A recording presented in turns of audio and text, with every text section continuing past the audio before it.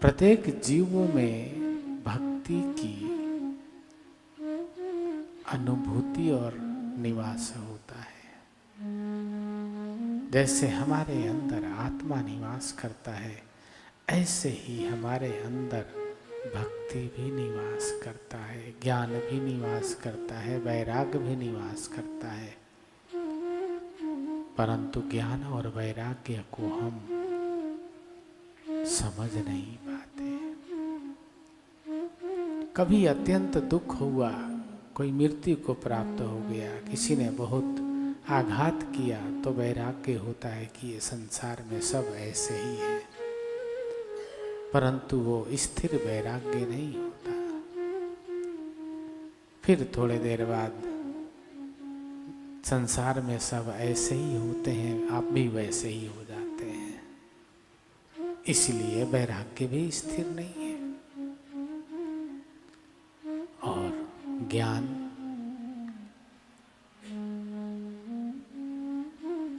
वो तो बड़ी मुश्किल से आती है, परंतु संसार का ज्ञान तो सबको होता है।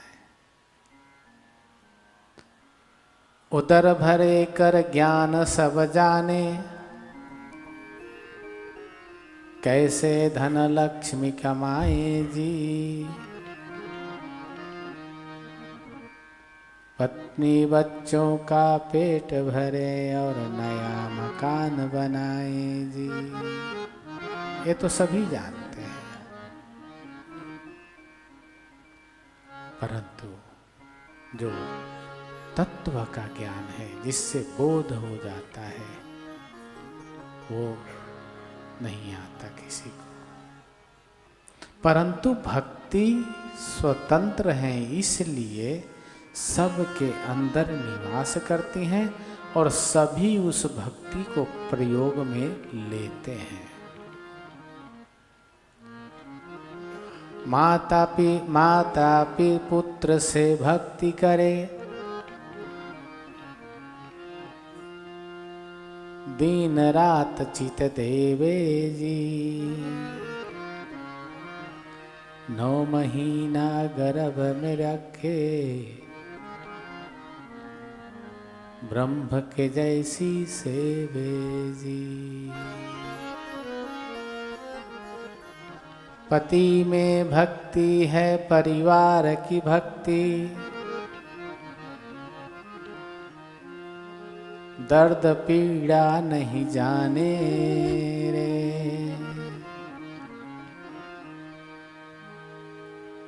यही समर्पण भक्ति करके जग में गए नसाने रे। ऐसी भक्ति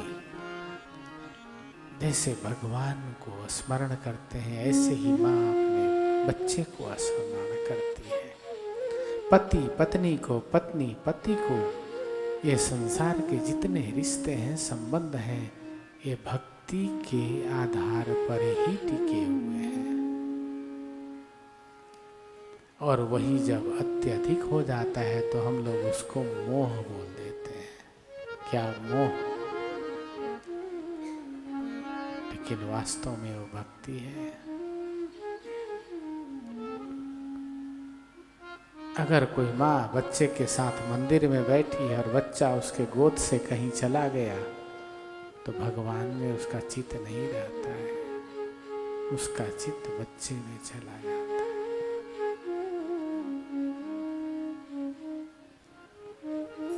अर्थात भक्ति बटी हुई है। क्यों बटी हुई है? क्योंकि वह स्वतंत्र है। श्री सुखदेव जी कहते हैं, परीक्षित, यह भक्ति